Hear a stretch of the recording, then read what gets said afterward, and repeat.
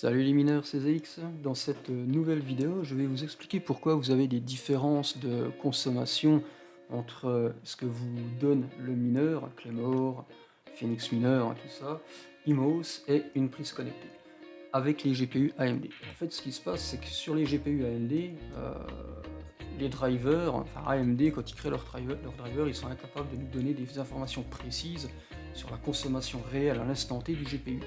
En fait, ils nous donnent une information qui est complètement, je dirais, faussée et qui n'a aucun intérêt, puisqu'en réalité, il s'agit d'une moyenne. Alors, une moyenne qui est très en dessous de ce qui est réellement consommé. En fait, ce qui se passe, je vais vous montrer tout de suite. Voilà, le driver, quand on appelle la fonction du driver pour avoir les informations qu'on cherche, notamment la consommation, on voit qu'ici il nous donne une consommation, c'est une moyenne, un average. Le problème, c'est que déjà ça, de base, c'est faux. Forcément, on ne sait pas pourquoi ils nous font ça, puisqu'il n'y a pas lieu. Quand on prend par exemple les drivers NVIDIA, quand on fait une commande du style NVIDIA SMI pour avoir les informations, on a les informations complètes et réelles de ce que consomme la GPU. Ça, chez AMD, c'est pas possible. En fait, ce qui se passe, c'est qu'en fonction des paramètres qu'on va ajouter ici, ça va fausser cette valeur-là. Et du coup, forcément que derrière, tout ce qui vient récupérer cette info-là est fausse aussi, quel que soit de toute façon l'OS. J'ai regardé un petit peu partout, tout le monde a des valeurs fausses. Maintenant, moi, ce que j'ai compris, enfin ce que j'ai réussi à faire pour avoir une valeur assez proche de ce qu'on a ici, enfin de la réalité par rapport à la consommation sur une prise électrique, avec un rig AMD, c'est qu'il y a un facteur de 1,6.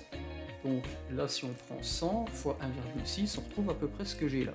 Là, c'est valable, ça marche très bien parce que j'ai qu'un seul GPU, c'est ma RX 5007.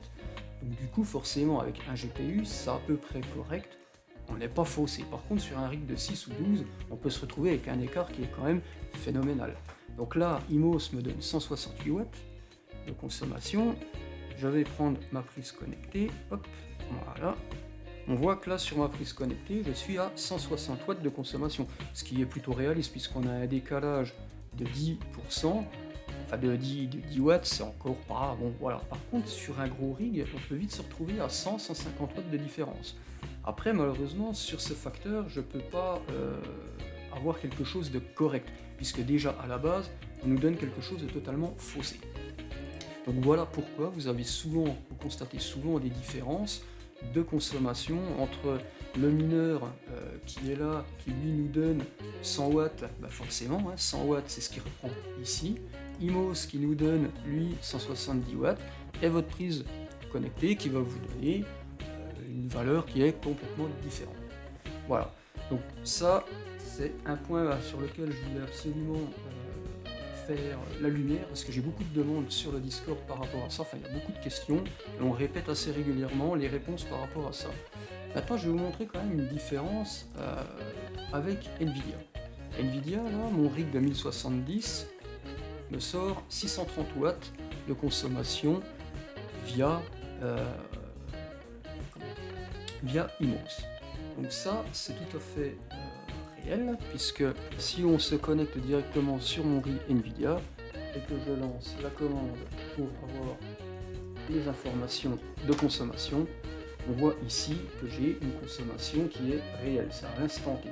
C'est clairement le driver qui est capable, lui, de me ressortir ça. Et si on compare à l'image que j'ai au-dessus, la vidéo qui tourne au-dessus, on voit clairement que ça reste cohérent. Voilà.